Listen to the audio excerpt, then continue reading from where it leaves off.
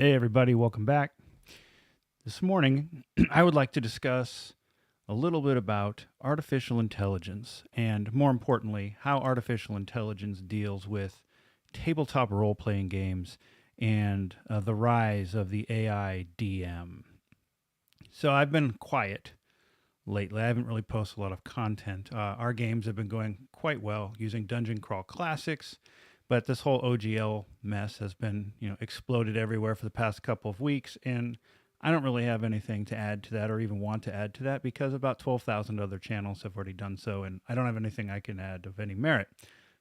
One thing, though, that we know or we feel is coming is with this new virtual tabletop that Wizards is pushing out, that there's going to be an AI DM. Now, in some of the leaked slides that came out, they talked about a top tier pricing with something about an AI DM. Now, Wizards of the Coast has gone back and said that that was all lies. It was all false. There is no AI DM. I don't believe them. Now, they've been caught lying about a few things, but I don't believe them. AI DMs are not a new concept. They're not something that just came about last year or this year.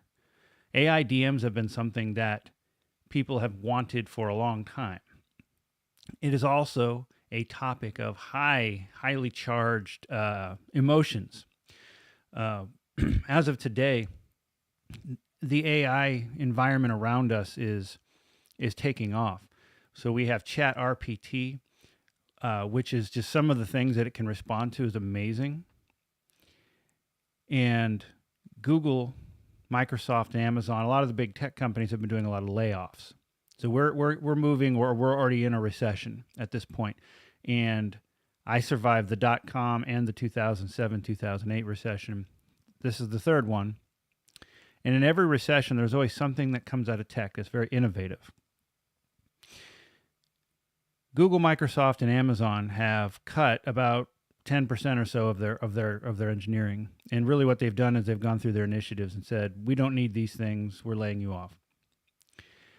There was an article about how Google is putting all of their effort into AI now. Now that Chat RPT is a thing, they're going to put all of their effort into AI. And I can promise you Amazon and Microsoft are doing the exact same thing. And what that means is AI is already at a pretty impressive position now. I am a software developer. I am a game developer. I work in Unreal Engine. I've also done commercial products using AI. And I don't mean like if-then statements, which you'll see that out in comments. Like AI is nothing more than just glorified if-then statements. AI is a whole lot of things, but it's definitely more than just a bunch of if-else statements. I've trained minor neural networks to play Pong. I've trained minor neural networks to play a game of Doom. So it'll run through and play an entire board of Doom. It teaches itself how to play it and then can run it and do very well at it. AI is just what it can do is amazing. And we are now in the art world, we see these art programs that have the art community up in arms because they know what will happen if you have an AI where I can say, hey, AI, I'm a game designer and I need a picture of these things doing this. And then within 15 minutes, it spits me out something awesome that matches what I want. I won't need human artists anymore. All I'll have to do is pay the sub fee to my AI platform of choice and I'm done. Obviously, that's scary. If you're an artist, that's scary because that's your livelihood. Software developers, they've been trying to get rid of us forever since I started in this career like 25, 30 years ago. They've been wanting to get rid of us.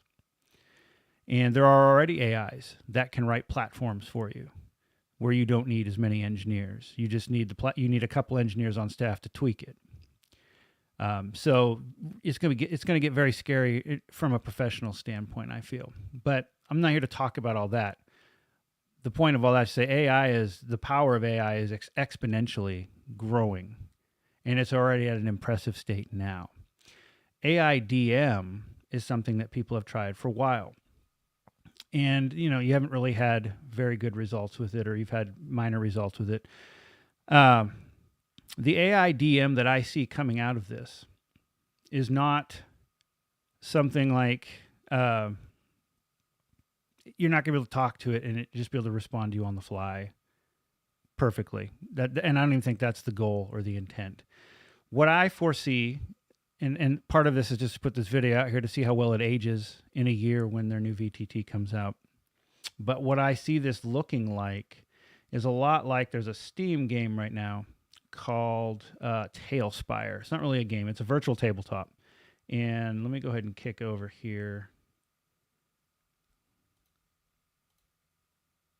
I don't know if you can see that. No, you're going to see that. Anyhow, this is Tailspire. And Tailspire is a Steam game. It's a virtual tabletop, and really it lets you move your models around and kind of see what's going on. And it looks really, really pretty. Okay, that's how I see where we're going.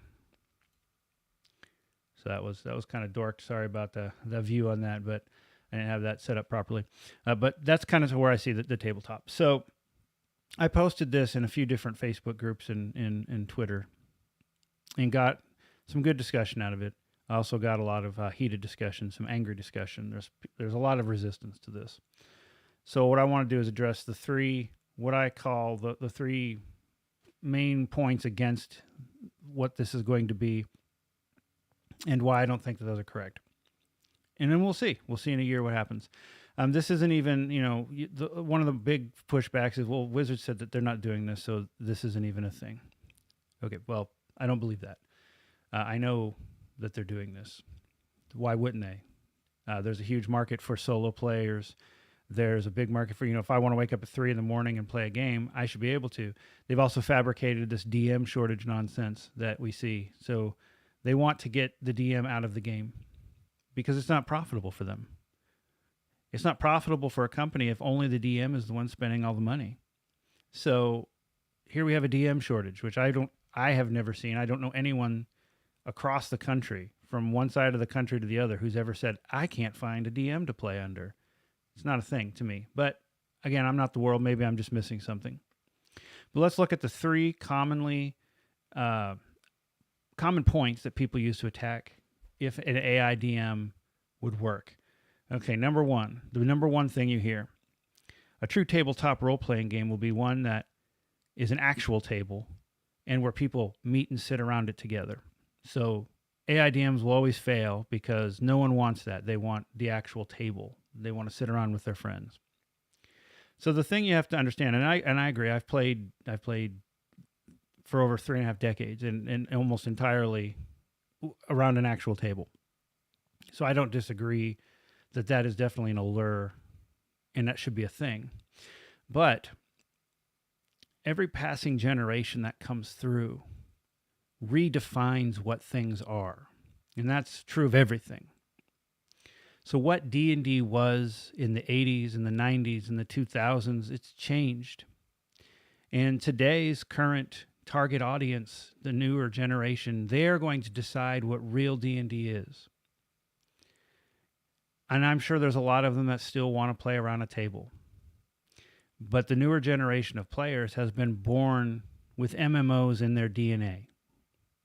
So times change. And I don't necessarily think that D&D is going to stay as the true D&D is going to be the thing you play around a table with physically. I think that that's not going to ever go away, but I don't think that you can say that that's what true D&D is anymore. Virtual tabletops have become huge. I myself, because I'm an OSR player, I can't find OSR players just out in the wild. Number one. Number two, I don't really like playing with strangers anymore anyhow. I have run public games for 20, 25 years, and I have good experiences and I have bad experiences, and I'm not really interested in reliving any of the bad experiences with people I don't know. So virtual tabletops fill a great void for that. You let me play with people that I know from around the country, and I moved across the country, so everyone I know is 2,000 miles east. So yeah, the true tabletop RPG, that's the one true Scotsman fallacy. You can't use that because what true tabletop RPGs are going to be is really up to the people and the current generation of players, and it will change constantly. The second thing I hear a lot about to debunk AI D&D Dungeons and Dragons Online. So that if Dungeons and Dragons Online is not doing very well, therefore AIDM would not do very well. So this is a false dichotomy. This is saying that the virtual tabletop will look like D&D Online or Warcraft, and because D&D Online does not do very well, therefore the AIDM will not do very well.